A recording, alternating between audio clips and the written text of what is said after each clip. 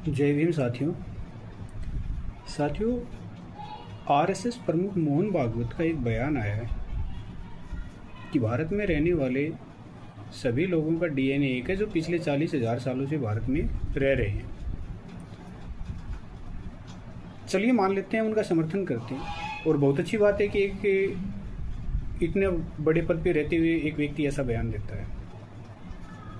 लेकिन ये बताइए कि हजारों सालों से भारत में ये वर्ण व्यवस्था, ऊंच नीच, जाति पाति, वर्ग भेद, एक ही डीएनए के लोग आपस में कैसे कर सकते हैं? ब्राह्मण से दुश्मनी क्यों नहीं करता है? वो एक शूद्र से, एक ओबीसी वाले से, एक वेस्ट जो पहले अस्पृश्य माने जाते थे, उनसे क्यों करता? अगर सभी का डीएनए एक है तो फिर ये आपस में लड़ते क्यों हैं? और फिर ये लोकमान्य बाल गंगाधर तिलक कौन था?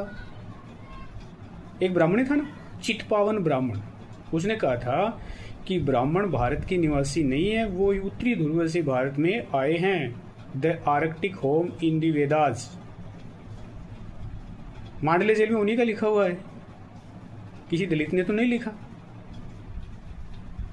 लेकिन आरएसएस को और बीजेपी को, दोनों को अब सबसे ज्यादा डर किसी से है तो वो है डॉक्टर अंबेडकर की विचारधारा से, अंबेडकरवाद से। इसलिए ये लोग पुनः भारत में अपनी जड़ें जमाने के लिए सभी वर्गों का डीएनए एक बता रहे हैं। और कल तो उन्होंने ये भी कहा है कि भारत में मुस्लिम जब से आए हैं तब से इस्लाम धर्म है और रहेगा। इसका मतलब उनको वोटों की राजनीति करनी है और फिर लात मारनी है।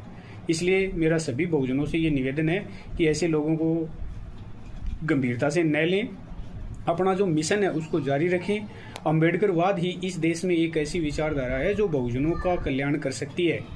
आरएसएस, बीजेपी ये मूलतः बहुजनों की दुश्मन हैं और इन्होंने हमेशा से इनका शोषण किया है। हटाइए मोहन भागवत जी एक बार जातिवाद का नारा, करवाइए एक बार किसी दलित की ब्राह्मण से शादी, किसी दलित लड़की की ब्राह्मण लड़की से शादी करवाइए। जो मध्य प्रदेश में हुआ है कि घटना अभी महीने पहले, कहाँ चले गए थे आप? ये एक डीएनए बताने वाले, लेकिन आपको कोई मतलब नहीं है ऐसी बातों से। इसलिए देशवासियों, अपने को ऐसे लोगों की बातों में नहीं आना है। बहुजन आंदोलन को अगर जिंदा रखना है तो अंबेडकरवाद को जिंदा रखना होगा। जय भारत, जय संविधान।